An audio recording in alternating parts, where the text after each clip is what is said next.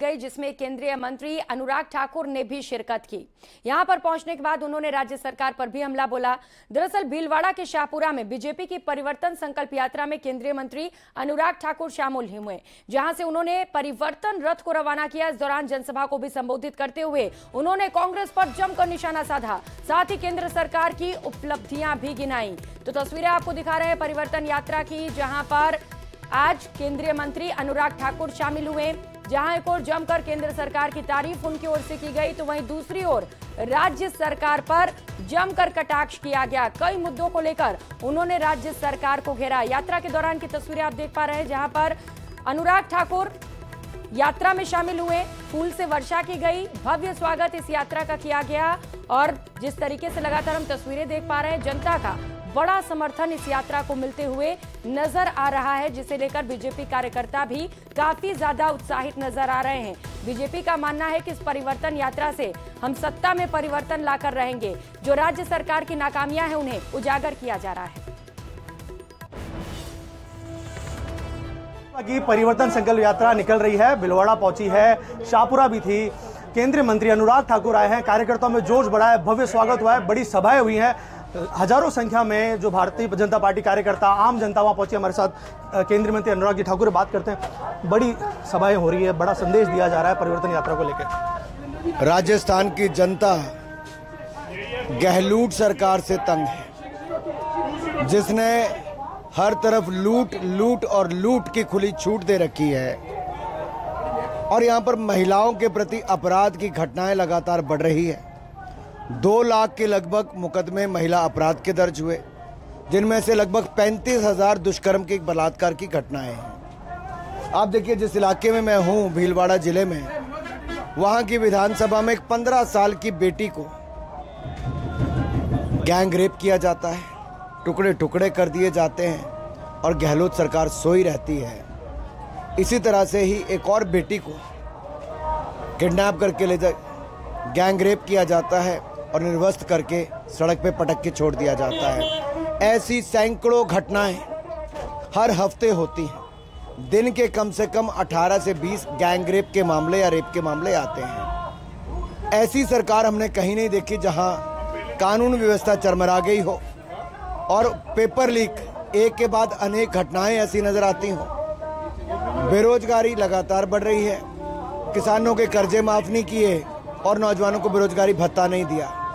जनता देखती है कि कांग्रेस की गारंटियां सारी फेल हो गई। जिन्होंने लगातार सभाएं ली है, परिवर्तन यात्रा में शामिल हो रहे हैं, युवाओं का जोश देखते बन रहा है। अनुराग ठाकुर को देखने के लिए युवा पहुंच रहे हैं, कार्यकर्ता पहुंच रहे हैं। जनता में एक संदेश भाजपा पार्टी का ये लेके पहुंचे हैं, ताकि 2023 और 2024 के चुनाव में भारतीय जनता पार्टी विजय हासिल कर सके। वीडियो जर्नलिस्ट अंकुर सनाटी के साथ राहुल कौशिक, न्यूज़ 18 भीलवाड़ा। और अब बात करेंगे विधायक राजेंद्र गुढ़ा की, जो अपनी चर्चाओं में लगातार बने रहते हैं। अलग अलग तरीके की टिप्पणियां और बयानबाजी उनकी ओर से की जाती है, जिसे लेकर वो चर्चाओं में रहते हैं। और इसे लेकर एक बार फिर से उन्होंने बयान दिया है, जिसे लेकर चर्चाएं शुरू हो चुकी हैं। उदयपुर विधायक और शिवसेना नेता राजेंद्र गुढ़ा ने एक बार फिर से ऐसा बयान दे दिया कि वो चर्चा में बने हुए हैं। बता दें कि गठबंधन और मंत्री बनने के फॉर्मूले को लेकर उन्होंने बयान दिया। सोशल मीडिया पर जमकर वो एक बार फिर से वायरल हो रहे हैं। दरअसल उदयपुर वाटी विधायक राजेंद्र गुढ़ा सिंगनौर ग्राम पंचायत के मंझाऊ गांव के सरकारी स्कूल में आयोजित कार्यक्रम में मुख्य अतिथि के तौर पर शिरकत कर रहे थे, जहां राजेंद्र गुढ़ा कह रहे हैं कि पूर्व विधायक शुभकरण चौधरी जब कृषि मंडी के अध्यक्ष बने, तब उन्हें रणवीर गुढ़ा ने वोट दिया था। हम तो दोबारा सीट पीट कर लेंगे। कहा कब क्या हो जाए ये समझ ही नहीं आता। मैं तीसरी बार मंत्री बनूंगा, जो अब जमकर वायरल हो रहा है। सुनिए क्या कुछ कहा राजेंद्र गुढ़ा ने। चौधरी साहब शुभकरण जी मारो वोट ली योजना तो कृषि मंडी का अध्यक्ष बने बेटे में तो बढ़िया रणवीर वोट दियो कृषि मंडी का अध्यक्ष बने ना। और मैं तो काल भी वो तो सीट पीट कर लेना तो ठीक ही ज्यादा बराबर हो रहे हो। अबे लोग बाग बोलो महाराष्ट्र में गठबंधन है तो बोलो कठे क्यों जाए वो तो समझ में। मैं आप एक बात बता, तीसरी बार मंत्री बनूंगा मैं। ऊपर को काम आओ ना, ऊपर में हमारे दो है तो नीचे से मेरी मदद कर दो। जाति के नाम से लूण जी से मूल जी से जय गोपीनाथ जी करके वोट ले रही हो तो हर कोई ले ले। और खबरों में आगे बढ़ते हुए छात्र संघ चुनाव की मांग को लेकर आज प्रदेश भर के छात्र नेताओं ने जयपुर में सरकार के खिलाफ प्रदर्शन किया, जिसमें प्रदेश भर के छात्र नेताओं के साथ ही आरएलपी के नेता और कार्यकर्ताओं ने भी हिस्सा लिया। इस दौरान सभा को संबोधित करते हुए नागौर सांसद और आरएलपी संयोजक हनुमान बेनीवाल ने बीजेपी और कांग्रेस पर जमकर निशाना साधा और कहा कि कांग्रेस और बीजेपी के शासन में अब तक 26 पेपर लीक हो चुके हैं। साथ ही बेनीवाल ने सरकार से छात्र संघ चुनाव कराने की भी मांग की।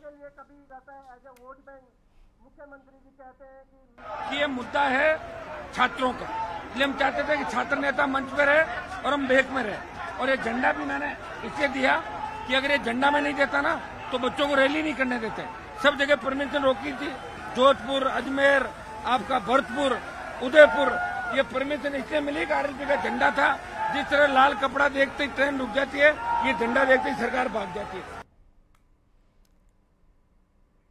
और अब बात बीजेपी के परिवर्तन संकल्प यात्रा की करेंगे, जो लगातार आगे बढ़ती चली जा रही है और जोश काफी ज्यादा कार्यकर्ताओं में है। बीजेपी की परिवर्तन संकल्प यात्रा का टोंक में आज तीसरा दिन रहा। यात्रा टोडा रायसिंह से रवाना होकर मालपुरा पहुंची। इस दौरान केंद्रीय राज्य मंत्री साध्वी निरंजन ज्योति और उपनेता प्रतिपक्ष सतीश पूनिया ने कांग्रेस पर जमकर निशाना साधा। सतीश पूनिया ने कहा कि परिवर्तन यात्रा से कांग्रेस का पेट दर्द हो रहा है। राजस्थान सरकार ने किसानों को आत्महत्या करने के लिए मजबूर किया। वहीं साध्वी निरंजन ज्योति ने कहा कि राजस्थान वीरता की भूमि है, मगर यहाँ जयचंदों की कमी नहीं है। सभा के दौरान विधायक कन्हैयालाल चौधरी और बड़ी संख्या में बीजेपी के पदाधिकारी और कार्यकर्ता भी मौजूद रहे।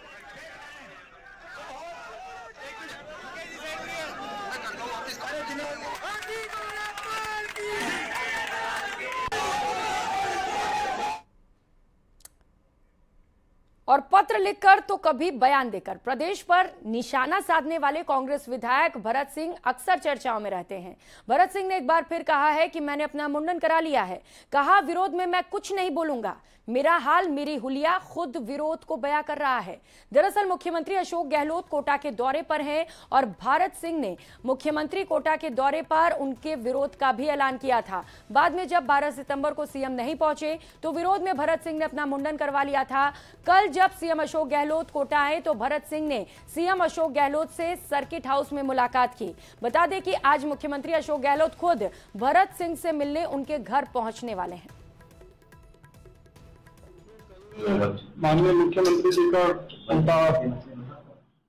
कोटा पधारे थे वो, और मैं यहाँ कोटा में नहीं था। कल मैं सुबह 11 बजे मेरे विधानसभा क्षेत्र में पूर्व निर्धारित कार्यक्रम में भाग लेने के लिए शामिल गया। तो मुझे ये सूचना मिली कि मुख्यमंत्री जी ने इच्छा जाहिर करी है कि वो मेरे निवास को मुझसे मिलना ना चाहते हैं। और जब मुझे ये सूचना मिली कि मुख्यमंत्री जी यहाँ आना चाहते हैं तो मैंने ये उचित नहीं समझा कि मुख्यमंत्री जी केवल इसलिए क्योंकि मैं अपना विरोध प्रकट करता रहा हूँ मुद्दों को लेकर, तो यहाँ आए मेरे घर पर। और जब उन्होंने इच्छा प्रकट करी कि मैं आऊँगा तो ये उनका बड़ा फर्क है। हमारे मुख्यमंत्री हमारे नेता हैं और मैं वो भी आलोचना कर रहा हूँ अपनी जगह। मगर जब एक प्रदेश का मुख्यमंत्री कोटा में, क्योंकि मैं मुखर होकर बोल रहा हूँ और उनके खिलाफ बोल रहा हूँ बात मुद्दे में, तो स्वाभाविक है किसी भी व्यक्ति को चुभेगा। और मुख्यमंत्री के लिए जो बात है तो उनको तकलीफ होना भी स्वाभाविक है। उधर जोधपुर के सूरसागर से बीजेपी विधायक सूर्यकांता व्यास ने बड़ा बयान देकर सबको चौंका दिया। 6 बार से विधायक सूर्यकांता व्यास ने एक बार फिर से चुनाव लड़ने की बात कह डाली। साथ ही उन्होंने मुख्यमंत्री अशोक गहलोत का आभार भी व्यक्त किया।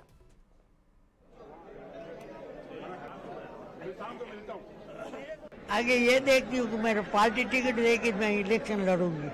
मैं इलेक्शन लड़ने की स्थिति में हूँ। मेरे अब अभी भी 5-6 घंटा रोज घूमती हूँ, मेरे को कोई तकलीफ नहीं है। जनता का जो स्नेह है आपके प्रति लगातार है, वो है जनता का बहुत स्नेह है। जनता तो यही हर हमेशा यही कहती है आपको टिकट मिल गया, पर पार्टी देगी जब देगी। विरोधियों को क्या कहोगे, चाहे वो आपकी पार्टी में हो चाहे वो दूसरी पार्टी के हो? अपना कोई विरोधी है ही नहीं, मैं तो समझू ही नहीं कोई विरोधी है। अच्छा। और रुक करेंगे अगली खबर का। राजस्थान में आगामी विधानसभा चुनाव को लेकर सीकर कांग्रेस में टिकट को लेकर मंथन जारी है। इसी कड़ी में राज्यसभा सांसद और कांग्रेस कोऑर्डिनेटर रंजीत रंजन सीकर पहुंची। इस दौरान रंजीत रंजन ने कार्यकर्ताओं और टिकट दावेदारों के फीडबैक लिए।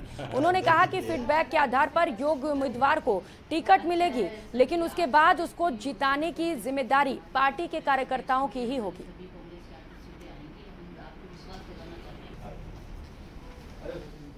सीकर में अभी मैं बैठी हूँ। चूरू, झुंझुनू, नागौर, बीकानेर, गंगानगर 6 डिस्ट्रिक्ट है जिसमें हम लोगों को अपने पार्टी कार्यकर्ताओं से जो कैंडिडेट हैं, जो चुनाव लड़ना चाहते हैं, जो सलाह देना चाहते हैं, ब्लॉक प्रेसिडेंट हैं, डिस्ट्रिक्ट प्रेसिडेंट हैं, कार्यकर्ता है, पंचायत अध्यक्ष है, वरिष्ठ नेतागण हैं, एक्स एमएलए हैं, एमएलए हैं, जो कैंडिडेट रहे हैं, उन सबसे हम लोग बात विचार कर रहे हैं।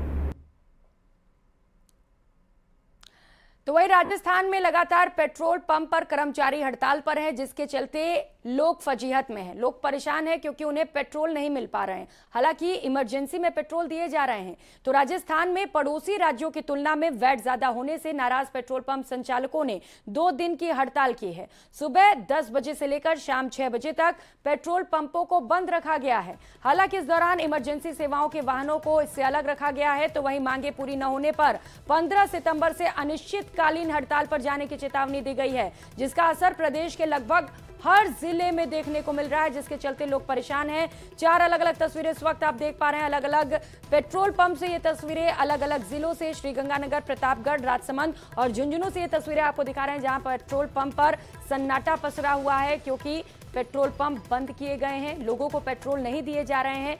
वैट कम करने की मांग है क्योंकि आसपास जो अन्य राज्य हैं वहां पर पेट्रोल के दाम कम हैं। ऐसे में अब जो संचालक हैं वो हड़ताल कर रहे हैं और साफ तौर पर अल्टीमेटम भी उनकी ओर से दिया गया है कि अगर 15 सितंबर तक उनकी मांगों को नहीं सुना गया तो अनिश्चितकालीन हड़ताल पर जाएंगे। अब देखना है कि क्या इनकी मांगों को सुन लिया जाता है, क्या समझाइश कर ली जाती है, क्योंकि इसकी वजह से लोगों की दिक्कतें बढ़ी हुई हैं। जो लोग पेट्रोल पंप पर जा रहे हैं वो निराश होकर वापस लौट रहे हैं क्योंकि उन्हें पेट्रोल नहीं दिए जा रहे हैं। हालांकि इमरजेंसी जो सेवाएं हैं, यानी कि एम्बुलेंस से लेकर फायर ब्रिगेड, इन सभी को पेट्रोल उपलब्ध कराए जा रहे हैं।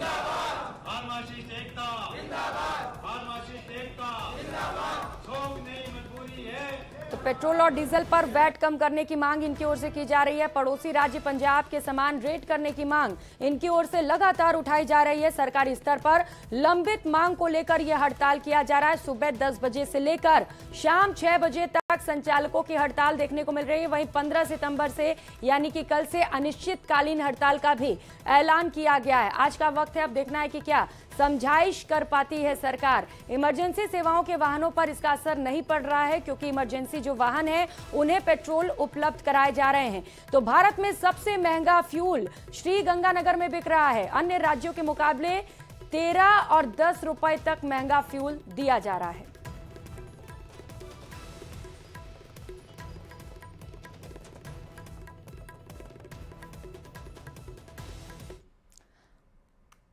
तो अन्य राज्यों के मुकाबले जिस तरीके से पेट्रोल राजस्थान में महंगे बिक रहे हैं, इसे लेकर पेट्रोल पंप के जो संचालक हैं उनकी ओर से यह हड़ताल किया जा रहा है और 15 सितंबर से अनिश्चितकालीन हड़ताल का भी ऐलान उनकी ओर से किया गया। अब देखना है कि क्या जो संचालक हैं उन्हें मना लिया जाता है, उनकी मांगों को मान लिया जाता है, क्योंकि लोग बेहद परेशान हैं। और फिलहाल यहाँ वक्त तो चला एक छोटे से ब्रेक का, लेकिन आप कहीं मत जाइएगा, लौटेंगे फौरन।